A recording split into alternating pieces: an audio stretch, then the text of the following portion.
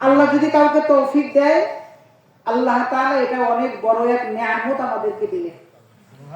আল্লাহ বলেছেন ওয়াইন তাউদ্দু নি'মাতাল্লাহি লা তুহসুহা, তোমাকে আমি এত নিয়ামত দান করছি যেই নিয়ামত গুনিয়া তুমি শেষ করতে পারবে না, এত নিয়ামত দান করছি। এই সমস্ত নিয়ামতের মধ্যে সবচেয়ে বড় নিয়ামত হইল বান্দা যদি কোনো নেকির কাজ করতে পারে, এটা সবচেয়ে বড় নিয়ামত। আর একটু বলেন সুবহানাল্লাহ। সুবহানাল্লাহ বলে কি লাভ আছে? আছে না নাই? আছে। এক মিনিট এইটা শুনে, সুবহানাল্লাহ বলে লাভ আছে না? এটা এক মিনিট শুনে, যাক না হয় শুনে। সুবহানাল্লাহ ওয়া বিহামদিহি। আল্লাহ তাআলা মানুষের হেদায়েতের জন্য যুগে যুগে নবী রাসূল পাঠাইছিলেন। নবীদের মধ্যে একজন নবী ছিল, তার নাম ছিল হযরত ইউসুফ আলাইহিস সালাতু ওয়াস সালাম। শুনছেন না আমরা সবাই? সব নবীরাই সুন্দর, কিন্তু বেশি সুন্দর ছিলেন হযরত ইউসুফ আলাইহিস সালাতু ওয়াস সালাম। ইউসুফ আলাইহিস সালাতু ওয়াস সালামের চাইতে বেশি সুন্দর ছিল আমার আপনার নবী মুহাম্মদুর রাসূলুল্লাহ সাল্লাল্লাহু আলাইহি ওয়াসাল্লাম। ইউসুফ আলাইহিস সালাতু ওয়াস সালামের জীবনে নিয়ে একটা ঘটনা আছে, খেয়াল করে শুনেন। ইউসুফ আলাইহিস সালামের জীবনে নিয়ে একটা ঘটনা আছে, যেই ঘটনার ব্যাপারে আল্লাহ তাআলার বক্তব্য, এটা আহসানুল কসাস। দুনিয়াতে যত কিসসা কাহিনী আছে, গল্প আছে, সমস্ত কিসসার চাইতে ইউসুফ আলাইহিস সালামের কিসসা সবচেয়ে বেশি উত্তম। সুবহানাল্লাহ। এই স্বীকৃতি আমার আপনার না, এটা আল্লাহ বলেছেন। আমার ইউসুফের ঘটনা, আমার ইউসুফের কাহিনী, এটা সমস্ত ঘটনার চাইতে উত্তম। সুবহানাল্লাহ। এই ইউসুফ আলাইহিস সালাতু ওয়াস সালাম এক সময় যে মিশরের গভর্নর হয়েছিলেন, খাদ্যমন্ত্রী। যখন খাদ্যমন্ত্রী হয়েছেন, মিশরে তখন দুর্ভিক্ষ চলছে, অনেক অভাব, মানুষ রিলিফ নেয়, ওই রিলিফ নিয়ে নিয়ে খেয়ে খেয়ে বাঁচছে, এত অভাব চলছে। ইউসুফ আলাইহিস সালাতু ওয়াস সালাম দাঁড়ায় দাঁড়ায় রিলিফ দিতেছেন, মানুষ এসে এসে রিলিফ নিতেছে, আর সবাই আসতেছে নিতেছে। এই পরিমাণে একজন যুবক আসছে কিছু রিলিফ নেওয়ার জন্য। তো রিলিফ দিছে, 3 কেজি দিছে। 3 কেজি নেওয়ার পরে ওই লোকটা বলতেছে যে আতানি বিমা আতাকাল্লাহ, হে ইউসুফ নবী, আপনি আমাকে রিলিফ হিসেবে যা দিচ্ছেন তা তো দিছেনি, আপনার ক্ষমতা বলে আমাকে আরো কিছু দান করেন। ফাআনাল্লাহু বিহি সা, ইউসুফ আলাইহিস সালাম বললেন ঠিক আছে, তাকে আরেক সা গম দিয়ে দাও, অর্থাৎ আরো 3 কেজি গম তাকে দিয়ে দাও। লোকটাকে আরো 3 কেজি গম দিয়ে দিল। আগে রিলিফ হিসেবে পাইছে কয় কেজি? 3 কেজি। পরে ইউসুফ আলাইহিস সালামের স্পেশাল ক্ষমতা দিয়ে কয় কেজি দিছে? 3 কেজি। কথা কোন 3 কেজি। কয় কেজি হইলো? হ্যাঁ 6 কেজি। এবং কি 5% না 6 কেজি। ওই লোকটা বলতেছে আমাকে আরো কিছু দান করেন। ইউসুফ আলাইহিস সালাম বললেন ইয়া আখি, হে ভাই, তুমি দেখো মানুষ দুর্ভিক্ষের মধ্যে কত কষ্ট করতেছে, এই কষ্টের সময় তোমাকেই একে একে যদি এতবার এত বেশি গম দিয়ে দেই, আর মানুষকে কি দিব? তুমি দেখতেছো না মানুষের দুর্ভিক্ষ? ওই যুবক ছেলেটা ডাক দিয়ে বলতেছে হুজুর, হে আল্লাহর নবী ইউসুফ, আপনি যদি জানতেন আমি কে, তাহলে আমি যতবার আপনার কাছে চাইতাম আপনি ততবার আমাকে দিতেন। সুবহানাল্লাহ। আপনি বলেন সুবহানাল্লাহ। তার মানে আপনি আমার পরিচয় জানেন না। যদি আপনি জানতেন আমি কে, তাহলে যতবার চাইতাম লাউদাইতানি, আপনি অতবার আমাকে দান করতেন। ইউসুফ আলাইহিস সালাম বললেন আশ্চর্য কথা তো, কে তুমি, কি তোমার পরিচয়? ছেলেটি ডাকতে বলতেছে আমার পরিচয় শুনে, আপনি যখন বিবি জুলাইখার বাড়িতে চাকর ছিলেন, জুলাইখা আপনাকে 7 তলার ভিতরে নিয়ে গেছিল অপকর্ম করার জন্য, আপনার মনে আছে? ইউসুফ আলাইহিস সালাম বললেন হ্যাঁ মনে আছে। সেখানে ইউসুফ আলাইহিস সালামকে বলতেন, সেখানে আপনাকে জুলাইখা নিয়ে তার সমস্ত মূর্তির মুখকে বন্ধ করে দিল, কাপড় দিয়ে ঢেকে দিল। ঢেকে দেওয়ার পরে আপনাকে তার সাথে জিনা করতে বাধ্য করলো। আপনি তার থেকে পলায়ন করার জন্য দরজার দিকে, বন্ধ দরজার দিকে দৌড় দিচ্ছিলেন।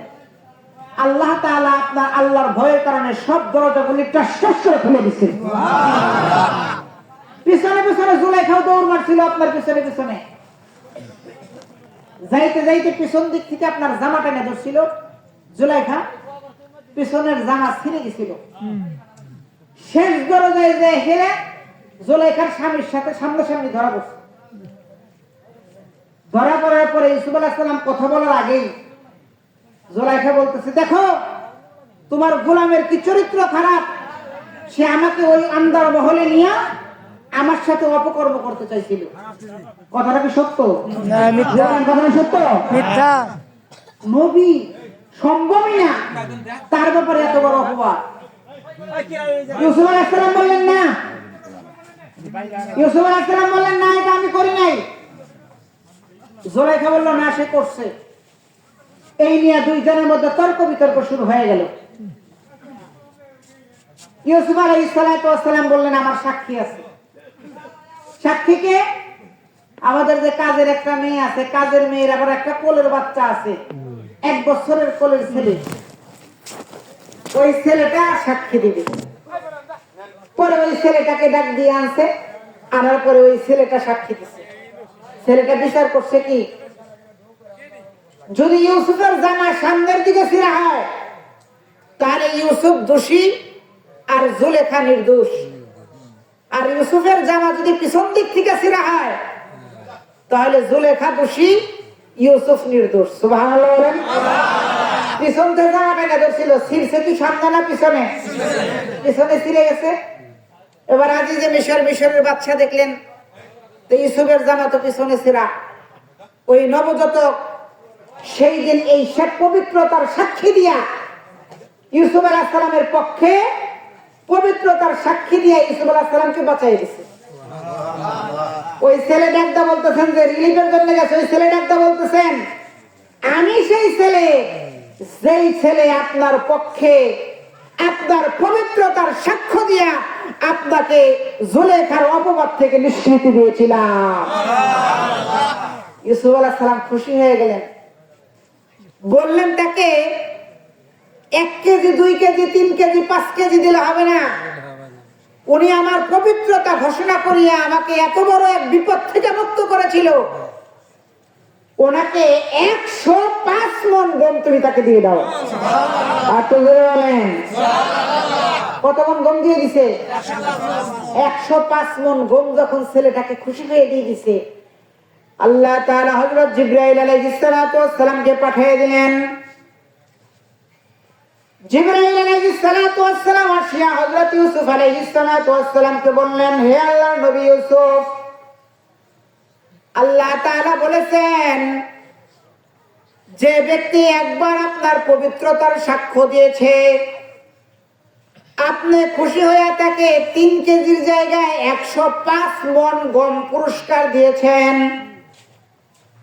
যে ব্যক্তি আপনাকে একবার পবিত্রতা ঘোষণা করার কারণে যদি আপনি তাকে এত বড় পুরস্কার দিতে পারেন, আমার আল্লাহ কি এতই গরীব যেই বান্দা সকালবেলা ঘুম থেকে পড়ে সুবহানাল্লাহ, যেই ব্যক্তি নামাজে যাওয়ার পরে বলে সুবহান রাব্বিয়াল আযীম, সাজদায় যায় বলে সুবহান রাব্বিয়াল আ'লা, নিয়ত বান্দার পরে বলে সুবহানাকাল্লাহুম্মা ওয়া বিহামদিকা ওয়া তাবারাকা ইসমুকা, এইভাবে জোহরের উপরে, এইভাবে আসরের উপরে, এইভাবে মাগরিবের উপরে, এইভাবে এশারের উপরে, এইভাবে শনিবারের উপরে, এইবারে রবিবারের উপরে, এইভাবে সোমবারের উপরে, এইবারে সপ্তাহের পর সপ্তাহ এভাবে বলে, আবার মাহফিলে যে বেশি বেশি সুবহানাল্লাহ সুবহানাল্লাহ বলে, আমার বান্দা যদি আমাকে এতবার পবিত্রতার সাক্ষ্য দিতে পারে, আমি কি তাকে আসমান এবং জমিনের মধ্যবর্তী জায়গা আমি কি তাকে সওয়াব দিয়া ভরপুর করে দিতে পারি না? সুবহানাল্লাহ বলে লাভ আছে না নাই?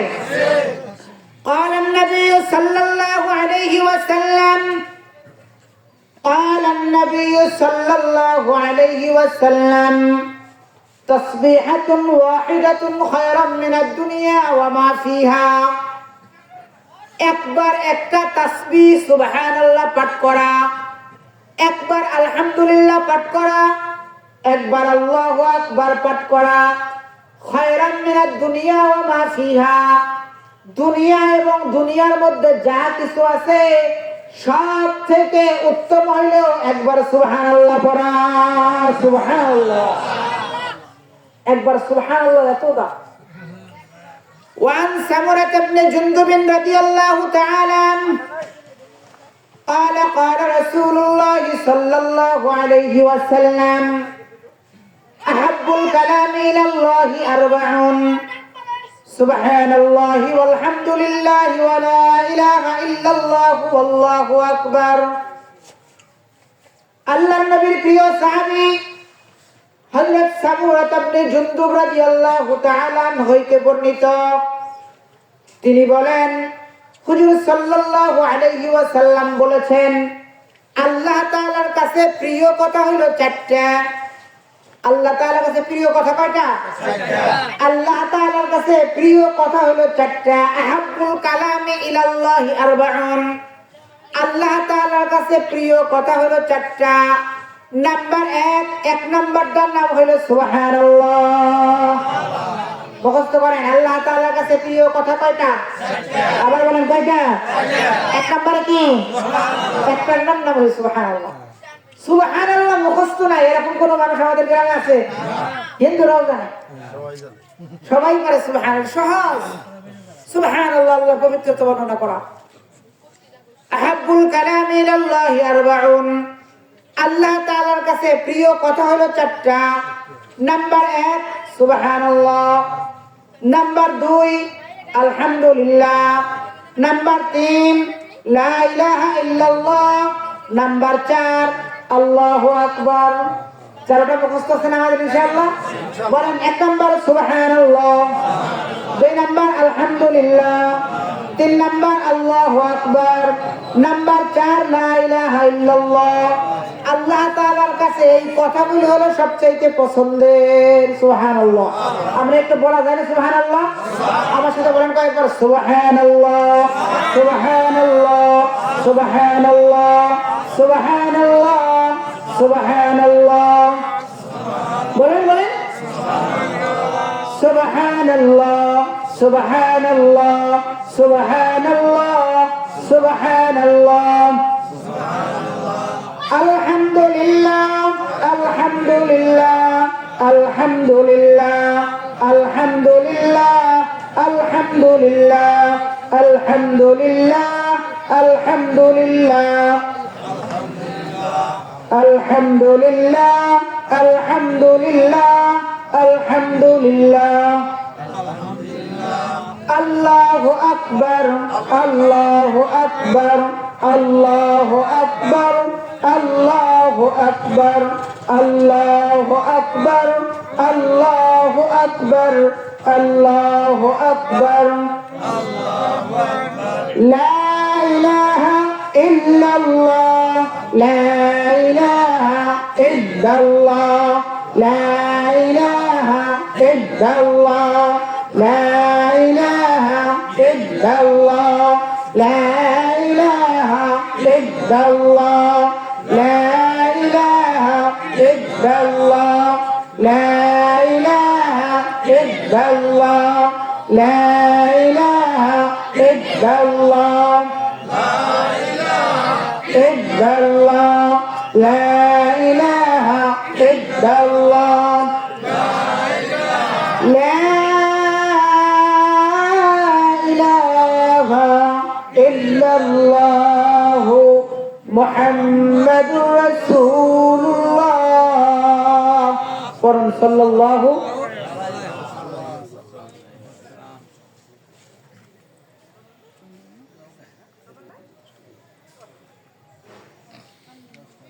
সম্মানিত উপস্থিতি, আল্লাহর কাছে প্রিয় কথা কয়টা? মনে করেন ইনশাআল্লাহ, সুবহানাল্লাহ, আলহামদুলিল্লাহ, লা ইলাহা ইল্লাল্লাহ, আল্লাহু আকবার। এগুলি নামাজের পরে পরে বেশি বেশি বলা। যাই হোক, এগুলি বললে আমাদের লাভ কি, ফায়দা কি? ফায়দা আছে না নাই? এক ব্যক্তি রাস্তা দিয়ে হেঁটে যেতেছে, ঘটনাটা আছে কাশফুল কুবুর, একটা বই আছে, ওই বইয়ের মধ্যে আছে।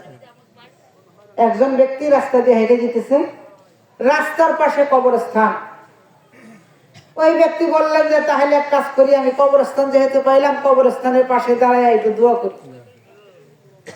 আমাদের তো বাপ দাদার কবরস্থানের পাশে দাঁড়ায় দোয়া করার সময় নাই। সময় আছে আমাদের? সময় আছে। বাপে কষ্ট করে জমিন কিনে ছুঁয়ে গেছে, এদের পিছনে মেহনত করতে করতে আমাদের কাম সারা, সময় নাই। নামাজ পড়ার সময় নাই, এর সময় নাই, কবর জিয়ারত করার সময় নাই। তো এই ব্যক্তি কবর জিয়ারত করছে, কবরের জিয়ারত করার পরে দোয়া করছে, দোয়ার মধ্যে চক্ষু বন্ধ করছে। চক্ষু বন্ধ করার পরে দেখে যে একটা কবরের মধ্যে থেকে কোরআন তেলাওয়াতের আওয়াজ পাওয়া যায়। আপনারা যেরকম সুবহানাল্লাহ বললেন, ওই লোকটাও, ওই কবর জিয়ারতের ব্যক্তিটাও কোরআন তেলাওয়াতের আওয়াজ শুনে উনিও এরপর সুবহানাল্লাহ বলছেন। সুবহানাল্লাহ বলার পরে যে কবরের আওয়াজ হইতেছিল, তেলাওয়াতের আওয়াজটা বন্ধ হয়ে গেছে। আশ্চর্য হয়ে গেলেন। এবার চক্ষু বন্ধ করে জিজ্ঞেস করতেছেন ওই অবস্থায়, আপনি তেলাওয়াত করতেছিলেন কত সুন্দর খুশলাহানে, আপনি তেলাওয়াত বন্ধ করলেন, আপনি কে? উনি বললেন, আমি এক মাদ্রাসার ছাত্র, আমি হাফেজ হয়েছিলাম, হাফেজ হওয়ার পরে আমার হায়াত শেষ হয়ে গেছে, আমি দুনিয়া থেকে চলে আসছি। আমি আল্লাহ তাআলার কাছে দরখাস্ত করছি, আল্লাহ আমি বেঁচে থাকলে আমি কত কোরআন তেলাওয়াত করতাম, কত তারাবি পড়াইতাম, কত খতম করতাম, আমার তো সুযোগ হইল না। আপনি যদি আমাকে সুযোগ দিতেন তাহলে আমি এই কবরের মধ্যে বসে বসে আপনার কালামে পাক তেলাওয়াত করতাম। আল্লাহ তাআলা আমাকে অনুমতি দিয়ে দিয়েছেন, আমি এখানে বসে বসে কোরআন শরীফ খতম করতেছি। মুরব্বী জিজ্ঞেস করলেন, কয় খতম করছো তুমি এ পর্যন্ত? ওই কবরের মধ্যে কি আরো কোনো কাম আছে? কটা কানা কাম আছে? একই কাম, খাওয়া দাওয়া নাই, গিবত শিকায়ত করা নাই, টেলিভিশন দেখা, কটা কানা কথা হয় না, বদনাম করা নাই, খেতনি রান্না কিচ্ছু নাই, একটাই কাম তেলাওয়াত করো। কত কত খতম করছো? লোকটা ডাকতে বললেন যে আমি 500 খতম কোরআন শরীফ তেলাওয়াত করছি। শুনে লোকটা আবারও বললেন সুবহানাল্লাহ। সুবহানাল্লাহ বলার পরে বললেন যে তুমি যে পরিমাণ নেকির কাম করছো, আমার জানা মতে তোমার চাইতে নেকির কাম করানোওয়ালা লোক দুনিয়ার মধ্যে আর নাই। ছেলেটা ডাকতে বললেন, না হুজুর না, ওয়ানা ওয়ানা মানে বলছে যে আমি যে 500 খতম তেলাওয়াত করছি, এই তেলাওয়াতের সওয়াবটা আপনি নিয়ে নেন, আর আপনি যে একবার সুবহানাল্লাহ বলছেন ওই সওয়াবটা আমাকে দিয়ে দেন। সুবহানাল্লাহ। কারণ আমি যে কবরের মধ্যে তেলাওয়াত করছি এতে কোনো সওয়াব নাই, আমি এমনি ভালো লাগে তাই তেলাওয়াত করি। 500 খতম কোরআন শরীফ পড়ছি, এতে কোনো সওয়াব নাই, বরং আপনি একবার সুবহানাল্লাহ বলছেন, আল্লাহ তাআলা একবার সুবহানাল্লাহর বরকতে সুলাইমান আলাইহিস সালাতু ওয়াস সালামের হাওয়াই তখ্ত, স্বর্ণের তখ্ত ছিল, হাওয়াই তখ্তের চাইতে আপনার সুবহানাল্লাহর দাম বেশি। বদরিয়া দর মুনাফা বেশুমারা, बदरिया दर मुनाफा बेशुमारा, अगर गाही सलामत बर किनारा, अगर खाही सलामत बर किनारा। কবি বলেন সমুদ্রের ব্যবসা অনেক লাভজনক, অনেক লাভজনক ব্যবসা। আমাদের হায়াত এটা একটা সমুদ্রের ব্যবসা, এই হায়াতটা অনেক লাভের ব্যবসা। একবার সুবহানাল্লাহ বললে অনেক সওয়াব পাওয়া যায়, একবার আলহামদুলিল্লাহ বললে অনেক সওয়াব পাওয়া যায়, একবার আলহামদুলিল্লাহ বললে সওয়াব পাওয়া যায়, একবার সূরা ফাতিহা তেলাওয়াত করলে অনেক সওয়াব পাওয়া যায়, একবার সূরা ইখলাস পড়লে অনেক সওয়াব পাওয়া যায়। এটা কখন পর্যন্ত পাওয়া যায়? ওয়া'বুদু রাব্বাকা হাত্তা ইয়াতিয়াকাল ইয়াকিন, মওত আসার আগ পর্যন্ত এই সওয়াবগুলি পাওয়া যাবে। কিন্তু যখন আজরাইল আমার কাছে আপনার কাছে চলে আসবে, আমার মধ্যে থেকে যখন রূহ বের হয়ে যাবে, তখন হাজারো ইবাদত বندگی করলেও আমার আপনার আমলনামায় আর কোনো সওয়াব হবে না। ঠিক না বেটি? আজরাইল তো আলহামদুলিল্লাহ আমাদের কারো কাছে আসবে না। কি করে আসবে? আসবে। আল্লাহু আকবার, কি অবস্থা! আজরাইল এমন এক ফেরেশতা, যেই ফেরেশতা কোনো ব্যক্তিকে রক্ষা দিতে পারে না, কেউ রক্ষা পাবে না তাকে। হযরত সুলাইমান আলাইহিস সালাতু ওয়াস সালামের কাছে তার এক উম্মত এসে বললেন, বা এক বন্ধু এসে বললেন, আপনি নবী না? হ্যাঁ আমি নবী। আপনার অনেক ক্ষমতা আছে কিছু, আপনি আমার একটা কাম করেন, আমার জন্য মউত না হয়, আমার জন্য কিয়ামত পর্যন্ত হায়াত হয়, আপনি আমার এই ব্যবস্থাটা করে দেন। আচ্ছা, এটা কি করা সম্ভব? সুলাইমান আলাইহিস সালাম বললেন, না, এটা তো আমার দ্বারা করা সম্ভব না। তখন হযরত সুলাইমান আলাইহিস সালামকে বললেন, যদি আপনি তা না পারেন, তাহলে আপনার যে হাওয়াই তক্ত আছে, বাতাসে চলে, এই তক্তের উপরে আমারে বসায় নিয়ে অনেক দূরে নিয়ে এক স্তরের মধ্যে নিয়ে আমারে ফালায় রেখে আসেন। এই বুদ্ধি করার কারণ, এমন এক স্তরে আমার একলা একলা নিয়ে রেখে আসবো, নিয়ে আজরাইল আর দিতে পারবো না, আমারও মরণও লাগবো না। বুদ্ধিটা করছে না? বুদ্ধি করছে না? সুলাইমান আলাইহিস সালাম বলেন, হ্যাঁ আমি এই কামটা পারি। ঠিক আছে, সুলাইমান আলাইহিস সালাতু ওয়াস সালাম হাওয়াই তক্তরে আদেশ করলেন। যখনই আদেশ করবেন, এই সময় দেখা যায় আজরাইল আলাইহিস সালাম ওইখানে খাড়া। আজরাইল আলাইহিস সালাতু ওয়াস সালাম জিজ্ঞেস করে, আপনি? আমি আজরাইল। সুলাইমান আলাইহিস সালাম বললেন, কি আমার জান কবজ করার জন্য আসছেন? কই না, না, আপনার জান কবজ করার জন্য আসেনি, আমি আইছি অন্য একটা নিয়তে, কিন্তু আমি এসে হিসাব মিলাইতে পারতেছি না। কি হিসাব? ওই হিসাবটা হইলো, এই যে ব্যক্তি দেখা যায়, এই ব্যক্তির জান কবজ করার কথা যে ওই সমুদ্রের ওই চরের মধ্যে, কিন্তু লোকটা আপনার মজলিসে বসে রয়েছে। সুবহানাল্লাহ। আজরাইলকে বললেন যে তোমার এই দুশ্চিন্তা করার দরকার নাই, উনি এখনই আমার হাওয়াই তক্তের উপরে উঠবে আর এখনই ওখানে চলে যাবে। হাওয়াই তক্তের উপরে উঠছে, হাওয়াই তক্ত নিয়ে নামায় দিছে ওইখানে। নামায় দেওয়ার সাথে সাথে আজরাইল আলাইহিস সালাম দাঁড়ায় জিজ্ঞেস করে, আসসালামু আলাইকুম, এত এত এই চরের মধ্যে আপনি? বলে, হ্যাঁ আমি কি আপনাকে? আমি আজরাইল। উনি বলতেছে, আপনার ডরেই তো আমি এখানে আসছি, আর আপনি আমার সামনে এসে হাজির হয়ে গেছেন। মউত থেকে যেথায় পালাও, মউত তোমায় লইবে গিরি, যদিও বা পালাও গিয়ে আকাশ পানে লাগায় সিঁড়ি। যদি কোনো ব্যক্তি আকাশেও সিঁড়ি লাগায়, তারপরেও মৃত্যুর হাত থেকে বাঁচা যাবে না। আল কাইয়িসু মান দানা নাফসাহু ওয়া আমিলা লিমা বা'দাল মাউত। জ্ঞানী ওই ব্যক্তি, যে ব্যক্তি মৃত্যুর পরের জীবন নিয়ে চিন্তা ফিকির করে, আর মরণের পরে কি হবে আমাদের, কারোর মধ্যে এই চিন্তা আমাদের নাই, কারোর মধ্যেই নাই। আচ্ছা, চিন্তা করে দেখেন, আল্লাহু আকবার, আল্লাহু আকবার, এই চিন্তা যে আমাদের মধ্যে নাই, তাতে কি আমাদের মরণ বাদ থাকবে? আল্লাহু আকবার। মরণ এমন এক জিনিস, আল্লাহ, কোন গরিব ব্যক্তিকে মরণ ছাড়ে নাই।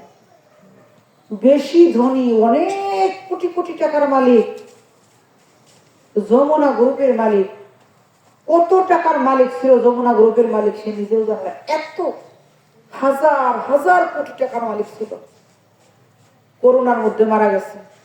লোকটাকে ডাক্তাররা জিজ্ঞেস করলেন, কি করতে পারি আপনার জন্য?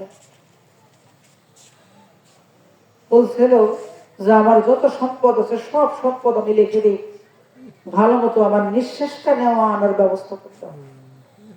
ডাক্তাররা পারছিল? জোরে বলেন, পারছিল? আজরাইল এমন এক ফেরেশতা, যে ফেরেশতা সময় হয়ে গেলে এক সেকেন্ড আগেও না, এক সেকেন্ড পরেও। অনেক ভালো মানুষ, বেশি ভালো মানুষ বেঁচে থাকবে না। যদি খুব বেশি ভালো মানুষ বেঁচে থাকতো, তাহলে মুহাম্মদুর রাসূল এখনো বেঁচে থাকতো। বেশি পাজি বেঁচে থাকতো, তাহলে ফিরআউন এতদিন বেঁচে থাকতো। অনেক সম্পদশালী যদি বেঁচে থাকতো, কারণ এতদিন বেঁচে থাকতো। অনেক সুন্দর যদি বেঁচে থাকতো, ইউসুফ আলাইহিস সালাম বেঁচে থাকতো। অনেক কণ্ঠ সুন্দর যদি বেঁচে থাকতো, দাউদ আলাইহিস সালাম বেঁচে থাকতো। অনেক সুন্দরী, খুব সুন্দরী যদি বেঁচে থাকতো, জুলেখা বেঁচে থাকতো। অনেক আমলওয়ালা যদি বেঁচে থাকতো, ভালো মানুষ বেঁচে থাকতো, হযরত সিদ্দিক আকবর আবু বকর সিদ্দিক রাদিয়াল্লাহু তাআলা বেঁচে থাকতো। কি বোঝা যায়? কি বোঝা যায়? কেউ বেঁচে থাকবে না, আমরা কেউ থাকবো না, কেউ না। বাবা মারা গেছে, দাদা চলে গেছে, সময় দেয় না কাউকে সময় দেয়। আমাদের বাড়িটা নদীর খুব পানি, একেবারে কাছে। আমরা তখন ছোট। এক ব্যক্তি কাজ করে আসছে, আসার পরে স্ত্রীকে বলছে, তুমি তাড়াতাড়ি ভাত রান্না করো, ভাত তো তোমার এখন হয় নাই, আমি নদী থেকে গোসল করে আসি আর কয়টা মাছ ধরে নিয়ে আসি। ভাত তার জন্য রান্না হইতেছে, খেয়াল করেন, ভাত তার জন্য রান্না হইতেছে, স্ত্রী রাখতেছে। ওজনে হাইটে গেছে, খুব স্রোত চলা নদী, কাছার দিয়ে নদীর মধ্যে নামছে। নামার পরে 2-3টা বাইলা মাছ তো চেনেনি সবাই, বাইলা মাছ ধরছে। ধরার পরে কোমরেও রাখছে, রাখার পরে আর একটা বাইলের গর্তের মধ্যে হাত দিছে। আপনারা মুরব্বী যারা তারা বুঝবেন, বাইলের এরকম একটা মাছ একটু ছোঁয়া লাগলে আবার সামনে আগায়, আবার হাত আবার আরো কষ্ট করে ভিতরে ঢোকার লাগে। ওই ব্যক্তি হাত এরকম ঢুকাইছে, এদিকে নিঃশ্বাস শেষ হয়ে গেছে, হাত আর বের করতে পারে না। বেচারা হাত পরে একাই ভাইসা উঠছে, মাথা অল্প একটু দেখা গেছে। কয়েকজন মানুষ নদীর পরে টাস খেলতেছে, ছোট একটা বাচ্চা দেখছে, মাথার হঠাৎ করে ভাইসা উঠছে, আবার নেমে গেল। টাস খেলে গেল, খবর পেল এই একজন লোক ডুব দিছে আর উঠে না। খেলতেছে কি, কথা কয় না, এটা পাগলের খেলা। স্ত্রীরা পর্যন্ত তালাক দিয়ে ফেলায়, বাড়ির সব সম্পদ নষ্ট করে ফেলায়। টাস খেলা তো আলহামদুলিল্লাহ শ্যামনগর নাই, আমার ওই দিকে আছে না বলে সুবহানাল্লাহ। পাগল ও মনে করছে ওরে টাস খেলা বললে কি আল্লাহ দুনিয়াতে পাঠাইছে। ওরে জিজ্ঞেস কর, তুই ভেস্তে যাবি না? তুই যেরকম পয়সা দিতে ভেস্তে যাবি না? যাবো আমি। আচ্ছা ধরে না একটা গুদারানো কথা রইব, একজন বসে টাস খেলাইতেছে, জিজ্ঞেস করে তুই উপর যাবি না? যাবো আমি। এই কথা বসে টাস খেলাইতেই আছে, ও কি উপর যাবে? কথা কয় না, ও ভেস্তে যাবে। জিজ্ঞেস করেন টাস খেলাইতেছে, বসে বসে ভেস্তে যাবে। টাস খেলাইতেছে বলছে, একজন লোক ডুব দিছে, ওঠে না, ওরা আর ওঠে নাই। আধা ঘন্টার মধ্যে খবর হয়ে গেল। জাল টাল নিয়ে সব নিয়ে মানুষ তালাশ করে, প্রচুর স্রোত, তালাশ করা শুরু করলো, পাওয়া গেল না। পরের দিন 2-3 কিলোমিটার দূরে একটা চর, সেই চরের সাথে যে বেজে খুলে গেছে, একদিনের মধ্যেই কাজটা খুলে গেছে। ধরে নিয়ে আসলো, তার কোমরের মধ্যে সে বাইলে মাছ এখনো আছে। মানুষের মরণ, ওই লোকটা জানতো যে আমি মাছ মারবার গেলে বা গোসল করতে গেলে আর আসবো না, জানতো? আমরা কোন সময় মারা যাবো আমরা জানি? কেউ আমাদের এখানে মধ্যে অনেকে আছে আসরক্তের সময় মারা যাবে, আছে না? এরকম লোক আছে না? অনেক লোক আছে সন্ধ্যার সময় মারা যাবে, অনেক লোক আছে দুপুর বেলা মারা যাবে, অনেক লোক আছে এসারের পরে মারা যাবে, আর দাফন করতে পারবে না, সারা রাত তাকে পাহারা দিবে। এরকম ঘটনা ঘটে কি ঘটে না? সকালবেলা উঠিয়ে অনেকেরই মাইকের মধ্যে মৃত্যুর ঘোষণা আসবে, ইন্না লিল্লাহি ওয়া ইন্না ইলাইহি রাজিউন। অমুকের ছেলে অমুক দুনিয়াতে আর নাই, দুনিয়ার মায়া ত্যাগ করে কবরে চলে গেছে। আমরা জানি না কে কোন সময় মারা যাব, কিন্তু একদিন যে দুনিয়া থেকে চলে যাব এর মধ্যে আমাদের কারো কোনো সন্দেহ নাই। আমি যদি বিশ্বাস করি তবু আমি মারা যাব, যদি বিশ্বাস না করি তবু আমি মারা যাব। যখন আমি দুনিয়া থেকে চলে যাব, চলে যাওয়ার পর আমার অবস্থা এমন হয়ে যাবে, আমার ফোন মোবাইলটা দুনিয়াতেই থেকে যাবে, আমার নাম্বারে বারবার ফোন আসবে, কিন্তু আমি আর কোনোদিন কথা বলতে কোনোদিন আর কথা বলতে পারবো না। আমার এই নাম্বারে ফোন আসলে সব সময় আমি রিসিভ করে সালাম দিতাম। আমার বন্ধুরা ঠিকই এই নাম্বারে ফোন দিবে, কিন্তু কখনই আমি আর এই ফোনে আর সালাম দিতে পারবো না। যেই জামাটা আমি সবসময় মহব্বত করে বেশি গায়ে দিতাম, আমি যখন দুনিয়ার থেকে চলে যাব, এই জামা কোনোদিন আমি আর গায়ে দিতে পারবো না।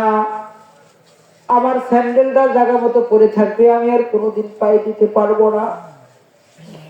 অনেক মা বোনের এরকম আছে, কয়েকটা শাড়ি কিনে আলমারির মধ্যে রেখে দেয়, বেশি মহব্বত করে পরে না, রেখে দিছে, অন্য একদিন পরবে, আর এক অনুষ্ঠানের দিন পরবে, অমুক সময় পরবে।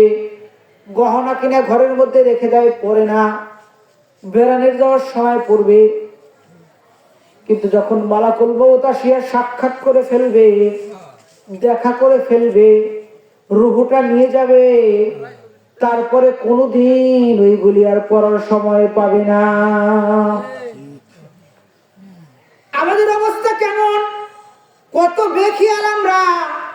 আমরা কি জানি শাহরাইল বাজারে এক দোকানের মধ্যে কাফনের কাপড় বিক্রি হয়, হয় কি হয় না?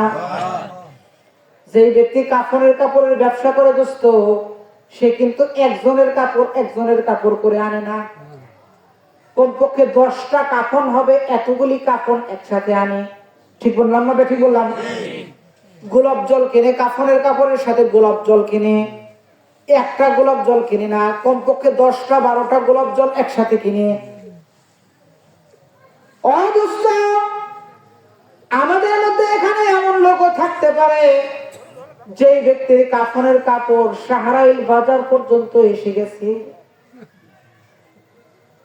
ওই কাফন যে বিক্রি করে, কাফন বিক্রেতা আমার অপেক্ষায় আছে, আজরাইল পিছন দিক থেকে আমার অপেক্ষায় আছে।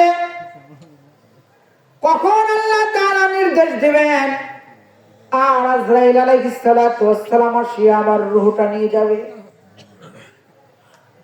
দুনিয়ার মায়াকে ত্যাগ করে চিরদিনের জন্য, দুনিয়ার মায়াকে ত্যাগ করে আমি আল্লাহর ডাকে সাড়া দিয়ে পরকালের দিকে পাড়ি জমিয়ে দিব। অদুষ্ট এখানে আমার অনেক ভাইরা আমার মতো এরকম অনেকেই আছেন, যারা আমাদের চোখের সামনে আমার বাবা দুনিয়ার থেকে চলে গেছে, এরকম অনেকেই আছেন না নাই? আমরা সব ভাই মিলে কান্নাকাটি করেছি, বোনেরা কান্নাকাটি করেছি, চাচারা কান্নাকাটি করেছে, দাদা দাদি কান্নাকাটি করেছে, কিন্তু সবাই মিলে কান্নাকাটি করিয়া কেউ আমার বাবাকে আমরা ফিরাইতে পারি নাই। কি বলেন, রাখতে পারছি? রাখতে পারি নাই। ঠিক আজরাইল আলাইহিস সালাতু ওয়াস সালাম যখন আমার রূহ নেওয়ার জন্য দুনিয়াতে আসবে, দুনিয়াতে আসিয়া আমার রূহটা যেদিন নিয়ে যাবে, আমার ছোট মেয়েটা যতই কান্নাকাটি করুক, আমার স্ত্রী যতই পাগলের মতো কান্নাকাটি করুক না কেন, আমার মা যতই পাগলের মতো মাটির মধ্যে ঘরে ঘরে দিয়ে কান্নাকাটি করুক না কেন, আমার বাবা যত দুই চোখের পানি ফেলাইয়া কান্নাকাটি করুক না কেন, কোনো কিছুতেই আমার আজরাইলের হাত থেকে আমাকে রক্ষা দিতে পারবে না। আমাদের চোখের সামনে দাদা কবরে চলে গেছে, আমাদের চোখের সামনে বাবা কবরে চলে গেছে, আমাদের চোখের সামনে নানা নানি কবরে চলে গেছে, অনেকেরই স্ত্রী কবরে চলে গেছে, অনেকেরই স্বামীও কবরে চলে গেছে, অনেকের সন্তান আদি পর্যন্ত কবরে চলে গেছে, কিন্তু কেউ আমরা কান্নাকাটি করিয়া ফিরাইতে পারি না। কি বলেন, ফিরানো সম্ভব? এজন্য দোস্ত এখনো সময় আছে সুবহানাল্লাহ বলার, এখনো সময় আছে নামাজ পড়ার, এখনো সময় আছে তওবা করার, এখনো সময় আছে কালেমা ঠিক করার। অনেক মহিলা এরকম আছে এখনো পর্যন্ত কালেমায়ে শাহাদাত বলতে পারে না, এরকম আছে না নাই? আমরা অনেকেই আছি দোয়ায়ে কুনুত এখনো বলতে পারি না, সূরা ফাতিহা পরিশুদ্ধ হয় না, অনেকে আছে আত্তাহিয়াতও পড়তে পারি না। অনেকেই মহিলা আছে এখনো বেপর্দায় চলে। বেপর্দার মহিলা আছে না নাই? কত বেপর্দা মহিলা অভাব নাই। হিন্দুস্তানের ঘটনা, পাকিস্তানের হিন্দুস্তানের এক কবরের পাশ দিয়ে একজন যুবক চলে যাচ্ছে। দুইজন যুবক হাঁটাহাঁটি করে যাচ্ছে। হঠাৎ করে কবরের ভিতর থেকে, কবরস্থানের মধ্যে থেকে ধপাস ধপাস শব্দ শোনা যায়। যুবকরা দাঁড়িয়ে গেল, যুবক দুইজন দাঁড়িয়ে গেল। যুবক দুইজন দাঁড়িয়ে একজন একজনের কাছে বলাবলি শুরু করলো, কবর থেকে কিসের আওয়াজ আসে? এরকম ধপাস ধপাস আওয়াজ আসতেছে কেন? একজন আরেকজনকে বলে, চলো যাই দেখে আসি কি হয়েছে। তারা আস্তে আস্তে দুইজন কবরের ভিতরে চলে, কবরস্থানের ভিতরে চলে গেল। কবরস্থানের ভিতরে যায়, দেখে একটা নতুন কবর। কবরটা বেশ লম্বা, মনে হয় 2-3 দিন যাবত দাফন হয়েছে। এত বড় কবর, এই কবরস্থানের মধ্যে থেকেই আওয়াজটা আসে, বোঝা যায়। ভিতরে ধপাস ধপাস শব্দের কারণে কবরের মাটি পর্যন্ত ফেটে গেছে। এক যুবক আর এক যুবককে ডাক দেওয়া, কি হয় কবরের মধ্যে, আসো আমরা দেখি। আর এক যুবক ডাক দেওয়া বলে, না দেখবো না, কি না হয় তা তো জানি না। কথা বলতে বলতে বলতে বলতে দুইজন কবরের মাটি সরানো শুরু করেছে। কবরের মাটি আস্তে আস্তে সরাইতেছে, আস্তে আস্তে মাটি সরাইতে সরাইতে সরাইতে সরাইতে সামনে দেখে বাঁশ। এবার বাঁশের আঠাইলে সরাইয়ে দিচ্ছে, ধারা ছিল ধারা সরাইয়ে দিছে। এগুলি সরাইয়ে ভিতরে দেখে এক মহিলার লাশ। মহিলার চুলগুলি এলোমেলো, দুই হাতটা দুই দিকে সরানো। মহিলার পা থেকে মাথা পর্যন্ত একটা বিশাল বড় এক সাপ, মাথার থেকে বুক পর্যন্ত পেছানো, পায়ের থেকে বুক পর্যন্ত পেছানো। বুকের মধ্যে ফানা ধরিয়া মহিলার কপালের মধ্যে বারবার সবল মারতেছে। যুবকরা বলেন, যখন মহিলার কপালের মধ্যে ওই সাপে সবল মারে, সবল মারার সঙ্গে সঙ্গে মহিলা দুই হাত উপরের দিকে উঠাইয়া জমিনের মধ্যে ধপাস করিয়া মারিয়া দেয়। দুই হাত উপরের দিকে উঠাইয়া যখন জমিনের মধ্যে হাত মারে, তখনই ওই ধপাস ধপাস শব্দগুলি, আওয়াজগুলি হয়। দুই যুবক দেখিয়া খুব আশ্চর্য হয়ে গেল, কি করা যায়? ও মা বোনেরা, একটু খেয়াল করে শোনো, এখনো বেপর্দায় চলো, এখনো জেনা করো, এখনো ব্যভিচারী করো, এখনো বেপর্দায় চলো, এখনো স্বামীর হুকুম মানো না, এখনো টেলিভিশন দেখো, এখনো উল্টা পাল্টা চলাফেরা করো, মিথ্যা কথা বলো, এখনো নামাজ পড়ো না, হজ করো না, যাকাত দাও না। খুব খেয়াল করিয়া শোনো। ওই যুবক একজনের সাথে বলা বলি শুরু করে দিল, কি করা যায়? এক যুবক ডাক দিয়া বলেন, এক কাজ করা যাক, মাটির একটা চাকা হাতে নিয়ে সাপটাকে আমরা নিক্ষেপ করি, যাতে করে সাপটা দূরে চলে যায়, আর এই মহিলা কিছুক্ষণের জন্য অন্তত এই আযাব থেকে বেঁচে থাকে।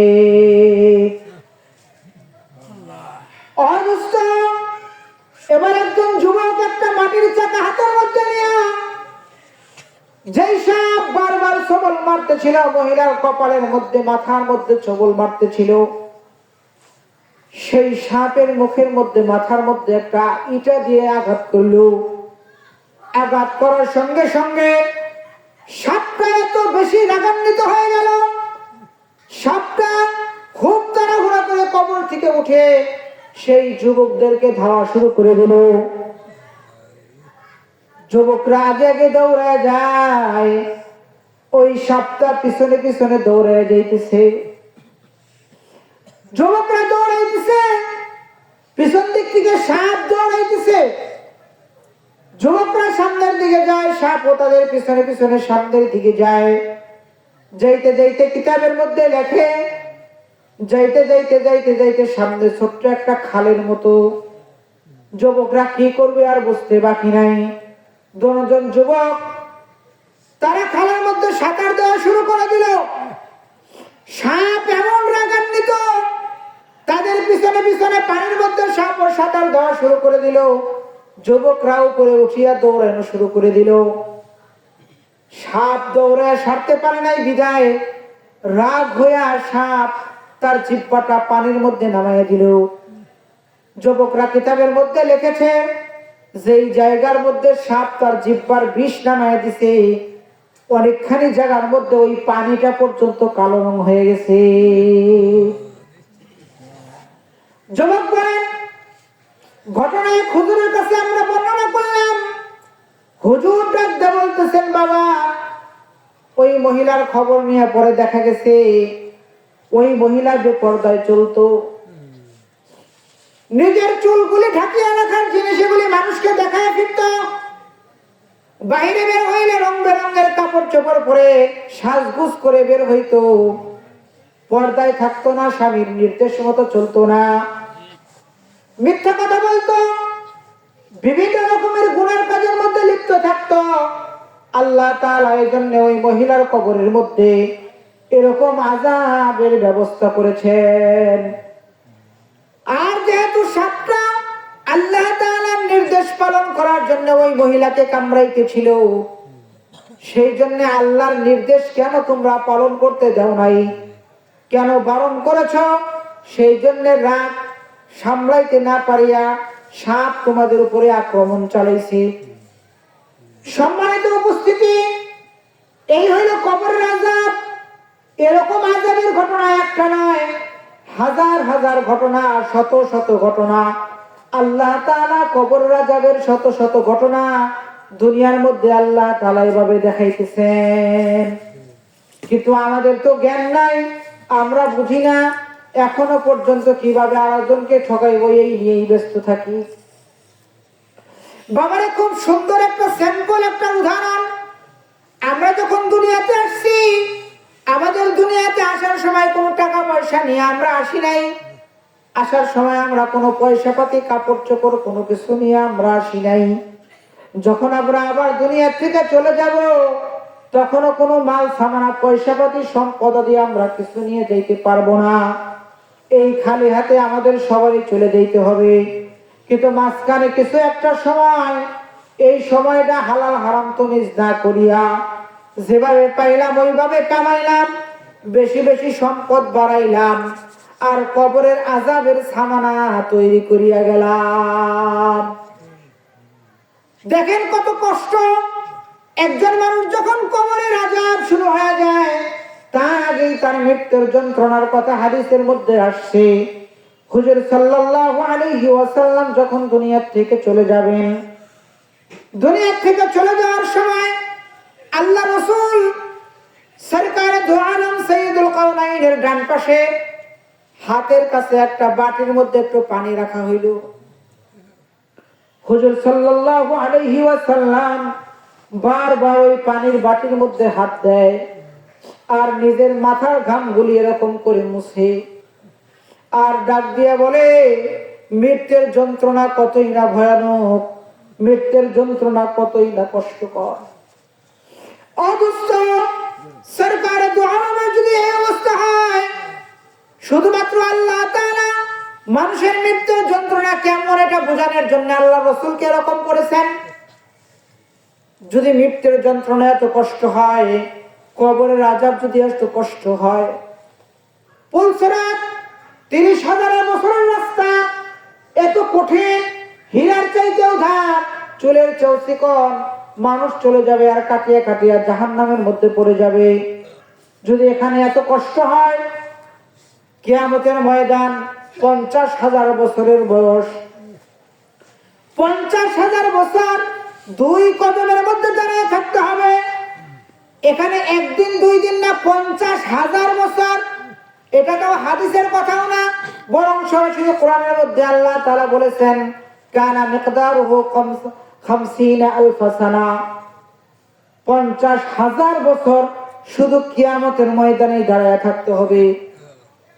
এত আযাব, এত কষ্ট আমি কিসের জন্য পাবো, কেন আমি পাবো? দুনিয়ার মধ্যে সামান্য 2 দিনের সুখ শান্তির জন্য আমি কত কষ্ট, কত কিছু করি, কিন্তু পরকালে যে এত লম্বা সময় আমার শাস্তি ভোগ করতে হবে, জাহান্নামের আগুনে জ্বলতে হবে, কবরের আযাবে ভোগ করতে হবে, এর জন্য আমার কোনো প্রস্তুতি নাই, কোনো প্রস্তুতি নাই। অদুষ্ট অনেক মানুষ আমরা এখনো এরকম, আমরা ভালো মতো ওযুটা পর্যন্ত করতে জানি না, সূরা ফাতিহা শুদ্ধ মতো বলতে জানি না, জীবনে যত নামাজ পড়েছি এক ওয়াক্ত নামাজ এই পর্যন্ত শুদ্ধ মতো করতে পারি নাই, একটা আয়াত কোরআনের একটা আয়াত শুদ্ধ মতো করতে পারি নাই। তাহলে দুনিয়াতে আল্লাহ কিসের জন্য পাঠাইছিলেন আমাদেরকে? শুধু খাওয়ার জন্য আর সন্তান জন্ম দেওয়ার জন্য পাঠাইছিলেন বুঝি? অথচ আল্লাহ তাআলা কালামে মাজিদের মধ্যে বলেছেন, ওয়ামা খালাকতুল জিন্না ওয়াল ইনসা ইল্লা লিয়াবুদুন। দুনিয়াতে আমি মানুষ পাঠাই নাই, হ্যাঁ পাঠাইছি একমাত্র আমার ইবাদত বন্দেগী করার জন্য। আল্লাহ তাআলা দুনিয়াতে খাওয়া বাঁচার জন্য পাঠান নাই। দুনিয়াতে খাওয়া বাঁচার জন্য আল্লাহ তাআলার আরো অনেক মাখলুক বানাইছেন, যেই মাখলুকদেরকে আল্লাহ তাআলা খাওয়া বাঁচার জন্য পাঠাইছেন। কিন্তু আল্লাহ তাআলা মানুষকে শুধু খাওয়ার বাঁচার জন্য পাঠান নাই, মানুষকে পাঠানোর পিছনে আল্লাহ তাআলার আরেকটা উদ্দেশ্য আছে। সেই উদ্দেশ্যটা হলো আল্লাহ তাআলাকে চিনিয়া তারপরে কবরে যাওয়া। অদুষ্ট আল্লাহর পরিচয় আমাদের মধ্যে নেই, যার কারণে আমরা আল্লাহ থেকে এত গাফেল। পরকালের চিন্তা ভাবনা আমাদের মধ্যে নাই, পরকাল সম্বন্ধে ফিকির নাই, পরকাল সম্বন্ধে বিশ্বাস আমাদের নাই। বিশ্বাস যার যত খারাপ, বিশ্বাস যার যত দুর্বল, তার আমল তত বেশি খারাপ। এই যে মানুষ এখনো তাস খেলি, আমরা অনেকেই এখনো মদ খায়, এখনো জুয়া খেলে, এখনো গুনাহের কাজ করি, এখনো জিনা করি। এগুলি কেন করে মানুষ? শুধুমাত্র বিশ্বাসের সমস্যা। আল্লাহর প্রতি অগাধ বিশ্বাস নাই, কিয়ামতের দিনের প্রতি বিশ্বাস নাই, কোরআন এবং হাদিসের প্রতি আমাদের বিশ্বাস নাই। যদি বলা হয় হ্যাঁ হুজুর আমাদের তো বিশ্বাস আছে, এটা হলো আমাদের মুখের বিশ্বাস শুধুমাত্র, কিন্তু আসল যে ইয়াকিনী বিশ্বাস, এই ইয়াকিনী বিশ্বাস আমাদের নাই।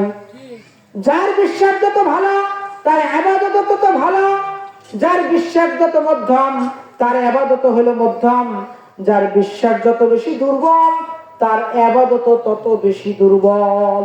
এজন্য আমাদের ইবাদত, আমাদের বিশ্বাস আমাদেরকে ইবাদতের দিকে ধাবিত করতে পারে না। আমাদের ইবাদত, আমাদের বিশ্বাস ইবাদতের দিকে ধাবিত করতে পারে না। কারণ কবরের আযাবের আলোচনা আমরা শুনি, কিন্তু কবরের আযাবের প্রতি আমাদের কোনো বিশ্বাস নাই।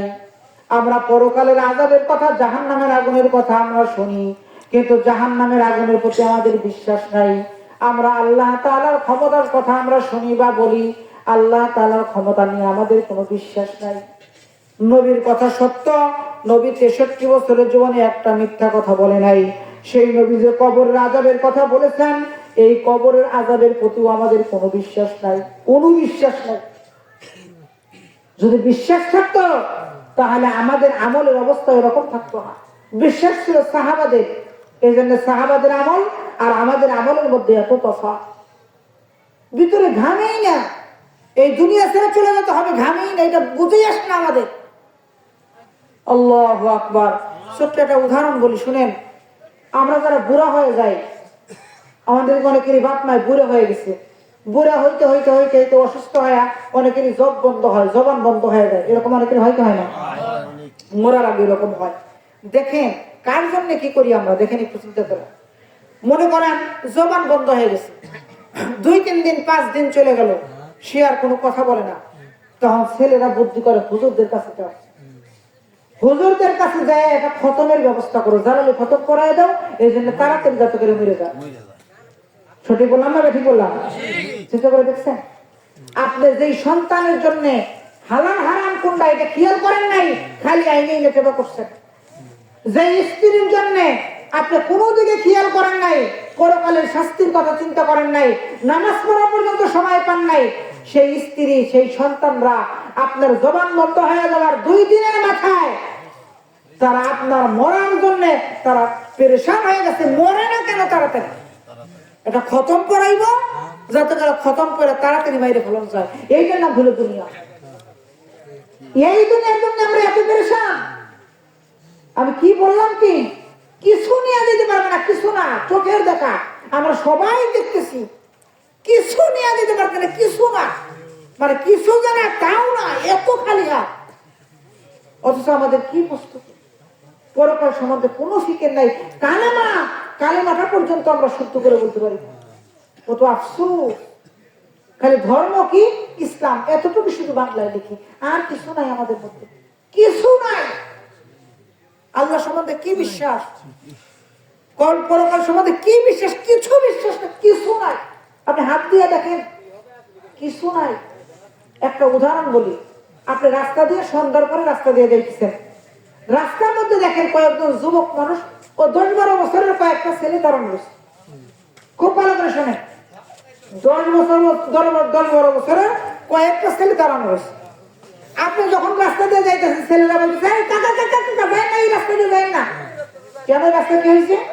বলছে যে এই রাস্তার মধ্যে আমরা কতক্ষণ আগে সাপ যাইতে দেখি, বিশাল বড় অজগর কুকুর সাপ এই রাস্তা দিয়ে যাইতে দেখছি, ওইখানে জঙ্গলের মধ্যে আছে, আপনি এখানে গেলে সাপে কামড় দিতে পারে।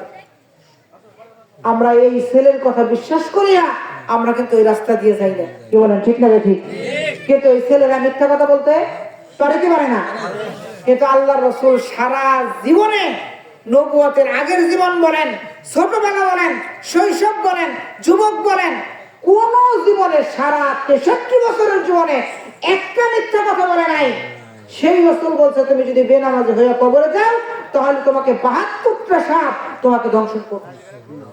এই কথাতে আমাদের কারো বিশ্বাস হয়েছিল?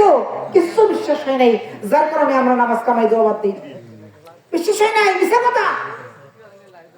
নবীর একটা কথার প্রতি আমাদের বিশ্বাস নাই, আল্লাহর একটা কথার প্রতি আমাদের বিশ্বাস নাই। আমি খেয়াল করে দেখছি, একটা কথা বলছি, কিয়ামতের ময়দানে দাঁড়াই থাকতে হবে 50,000 বছর। 50,000 বছর কি মনে করলেন? একদিন, 2 দিন, 2 মাস। আপনার আধা ঘন্টা এক জায়গায় আমাকে দাঁড় করে রাখলে আমি আধা ঘন্টা দাঁড়ায় থাকতে পারি না, একদিন দাঁড়ায় থাকতে পারি না, 2 দিন দাঁড়ায় থাকতে পারি না, 1 বছরও না, 2 বছরও না, 100 বছরও না। আমি তো আমার থেকে বলছি কোরআন শরীফ, যার মধ্যে সন্দেহের অবকাশ মাত্র নাই, ওই জায়গার কথাই তো। 100 বছর না, 200 বছর না। চিন্তা করেন, চিন্তা করেন একটু, 100 বছরের মানুষ কেউ আমরা আছে নাকি? আছে একদম কোরআন শরীফের কথা। কানা মিকদারুহু 50,000 সানা। সরাসরি কোরআন, কোনো ব্যাখ্যাও না যে কোরআন শরীফে একভাবে কইছে এক হুজুর এর ব্যাখ্যাই ভাবে বানাইছে, তা না, সরাসরি কোরআনের কথা। চিন্তা করেন, শুধু একটা কথা, এই কথাই শুধু চিন্তা করেন। 100 বছর না, 1000 বছর খারাপ একটা গেল না এক জায়গায়, 1000 বছর না। আল্লাহ রাসূল দুনিয়া থেকে চলে গেছেন 1500 বছর হয়েছে। ভাবেন 2000 বছর দাঁড়ায় থাকতে হবে না, 3000 বছর না, 3000 বছর না, 5000 বছর দাঁড়ায় থাকতে হবে না, তাও না, 10,000 বছর তাও না। কানা মিকদারুহু 50, 50 হলো 5, 50 হলো 50, আলফা মানে 1000, সানা মানে বছর। শুধু কিয়ামতের ময়দানে আছি খালা শোনো, শুধু কিয়ামতের ময়দানে দাঁড়াই থাকতে হবে 50,000 বছর। 50,000 বছর তুমি শুধু ইরিখাত লাগাও আর খালি কাটো আর বাড়ি এসে ঘুমাও, তুমি নামাজের সময় পাও না। তুমি জানো কিয়ামতের ময়দানে শুধু দাঁড়িয়েই থাকতে হবে 50,000 বছর, আরামে গদির মধ্যে। না কোন জায়গায় ওই এসি চলবো করে তারপরে 50,000 বছর না,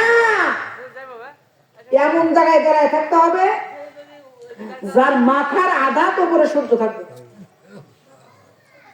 বিশ্বাস হয় এর বিশ্বাস আমি জানি, এখানে আমরা যারা আছি আমাদের কারো বিশ্বাস হয়, এটা গল্পের মতো।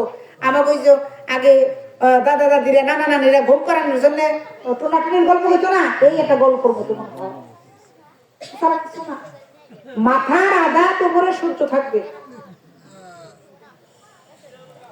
সূর্যের তাপের কারণে মাথার মগজগুলি টকবক টকবক করে পড়তে থাকবে। ঘামের কারণে কারো গিরা পানি, কারো মাজা পানি, কারো বুক পানি, কারো গলা পানি, কারো সাঁতার। কিয়ামতের ময়দানে সাতরাইতে থাকবে।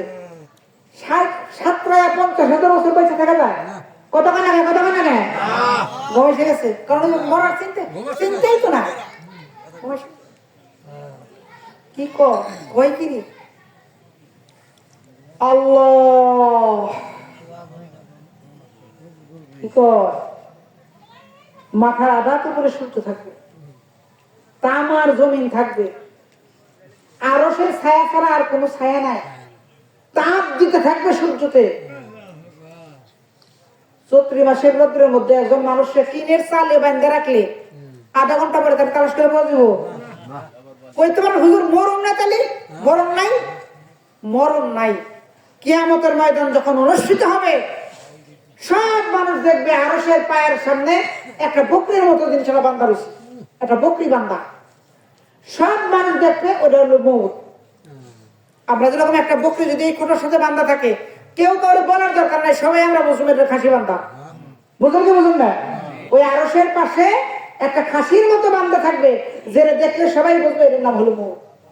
আল্লাহ তাআলা কুদরতি হাতে ওই মৌতকে জবে করে দিবে। তার মানে দুনিয়ার মানুষ, কিয়ামতের মানুষ যত কষ্টই করুক, মৌত আর হবে না। কষ্ট যত হোক, মৌত আর হবে না। ইসরে, এই শীত অপেক্ষা করে ফজরের নামাজটা পড়তে যেতে পারি না। বিশেষ করে মহিলারা এত বেনামাজি, ইস লাগে না, মনে হয় না যে মরবো, কিছু বুঝে না। আমি শুধু কাম ভাই ভালো কথা, শুধু কাজ আর কাজ। আমি মহিলাদের তালিম করাইছি কতদিন, মহিলাদের আমি তালিম করাইছি।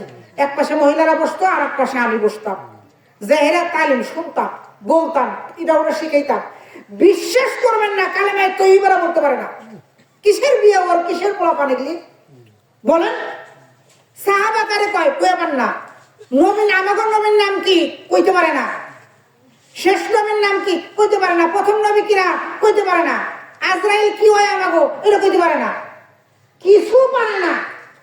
বেহেশত কি এটা মোয়া আর বানাইতেছে যে হেটা আমরা খাইলাম?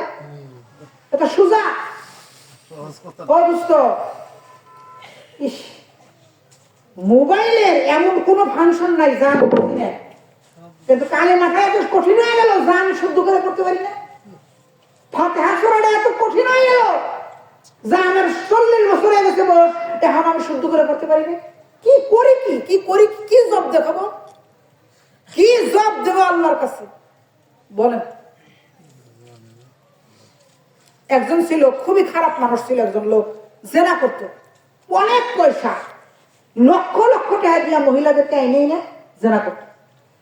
একদিন এক মহিলারা আনছে, কিনে আনছে, আনার পরে ঘরের মধ্যে ঢুকে ধাক্কা দিয়ে ঢুকে দিয়ে বলতেছে তুই ঘরে যা, রেডি হ, আমি রেডি হয়ে আসতেছি। ওই জেনাকার বলতেছে তুই রেডি হ, আমি রেডি হয়ে আসছি। এবার রেডি হয়ে আসছে, ওই জেনাকার রেডি হয়ে আসছে, আমি নামটা বলতেছি না, রেডি হয়ে আসছে। আসার পরে ঘরে ঢুকছে, ঢুকার পরে দেখে যে মহিলারা ঢুকাই দিয়ে গেছে, ওই মহিলা ঘরের এক কোনায় বসে গুনগুন গুনগুন করে কাঁদতেছে। খেয়াল করে শোনেন, গুনগুন করে কাঁদতেছে। এবার তুই ছেলে বলে কে কান্দোস কে? বলছে তোর ভয়ে আমি কাঁদতেছি না, তোর ভয়ে আমি কান্দি না। জিজ্ঞেস করে কান্দোস কেন?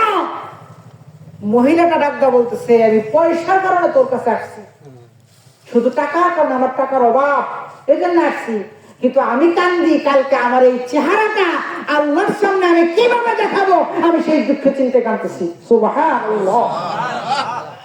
কি দিয়ে খারাপ কোন আল্লাহর সামনে কি আমাদের কি আছে কি বলেন? মানে দাড়ি পাকতে পাকতে, চুল পাকতে পাকতে পাকা শেষ, এরপরেও আছে। এর উদ্দেশ্য কি জানেন? আমি জানি এর উদ্দেশ্য নবীর সাথে বুদ্ধি করে শত্রুতা করে কাইজা করে আইছে, নবীরে কয়ে আইছে আমি যতদিন বাইতে থাকি তো দাঁড়িয়ে আমি কাইজা ছাড়ো। নবীর কাছে ওই জায়গায় কাইজা করে আইছে নবীর সাথে। তাছাড়া আর কি কাম, আর কি ফায়দাটা কি বলেন? এমন মানুষ কি দুনিয়ায় কেউ জন্মগ্রহণ করছিল যে দাড়ি চাষার কারণে 2 বছর বেশি বাঁচছে? কথা হয় না, কথা হয় না। দোস্ত কি আর ফায়দাটা কি বলো? হুজুর যদি আগে দাঁড়িয়ে রাখি, আমার বউতে কয় তোমার আমার বড় টাকার মতো দেখা যায়, এই যে আমি দাঁড়িয়ে এই যে দাঁড়িয়ে রাখে না, বিয়ে করবো না, বিয়ে বসবো না, যেই মহিলা দাড়ির কারণে বিয়ে বসে না, ওরে আনলে যে কি পরিমাণ শান্তি হইব এবার কল্পনা করে দেখিও। আমি আমার শালারে বিয়ে করাবো, এটা কথা মনে হয়েছে কমনি খেয়াল করে। আমার শালারে বিয়ে করাবো, আমি এক হুজুরে ফোন দিছি, হুজুরে গেলাম, হুজুর আমার একটা মেয়ে দরকার, আমার শালারে আমি বিয়ে করব। কেমন মেয়া? সুন্দরী। আমি বললাম সুন্দরী লাগবো। হ্যাঁ হুজুর কয় আমার মেয়ে কাছে খুব ভালো, এত সুন্দর না, শ্যামলা নিবেন না? আমার না শ্যামলা টামলা হইব না, সুন্দরী এমন লাগবে।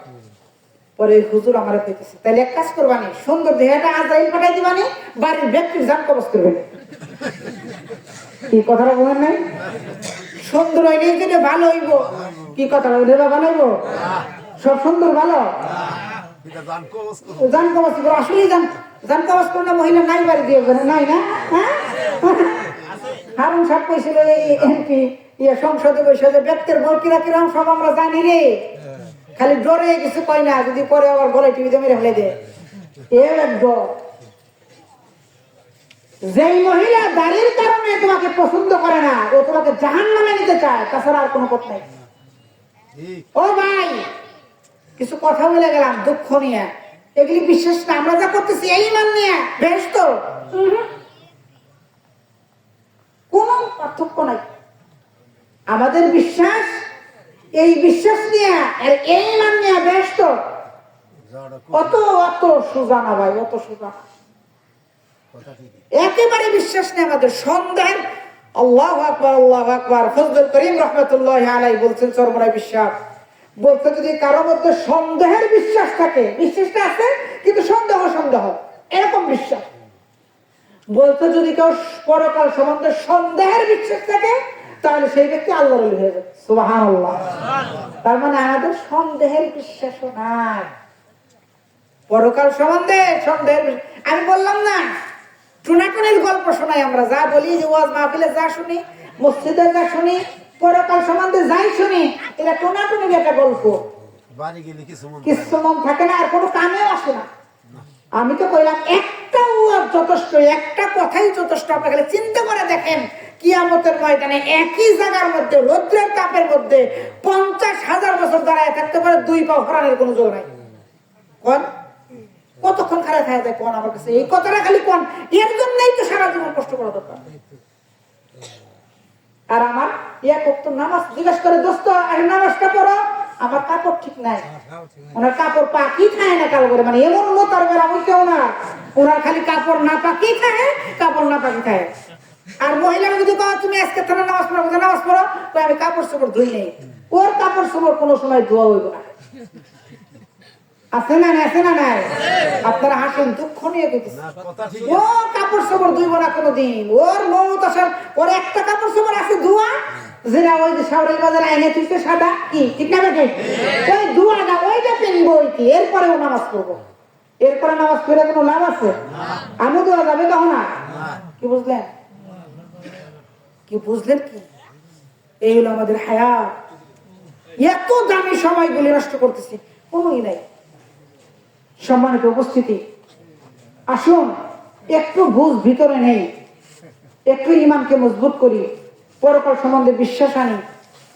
আল্লাহ সুবহানাহু ওয়া তাআলা আমাদের সবাইকে পরকাল সম্বন্ধে বুঝিয়া, বিশ্বাস করিয়া, নেক আমল করিয়া কবরে যাওয়ার তৌফিক দান করেন। সকলেই বলেন আমিন। আর দ্বিতীয়ত করছি না, আমার হুজুর আসছেন। ওয়া আখিরু দাওয়ানা আলহামদুলিল্লাহি রাব্বিল আলামিন। এ পর্যায়ে আপনাদের সামনে কোরআন এবং হাদিসের আলোকে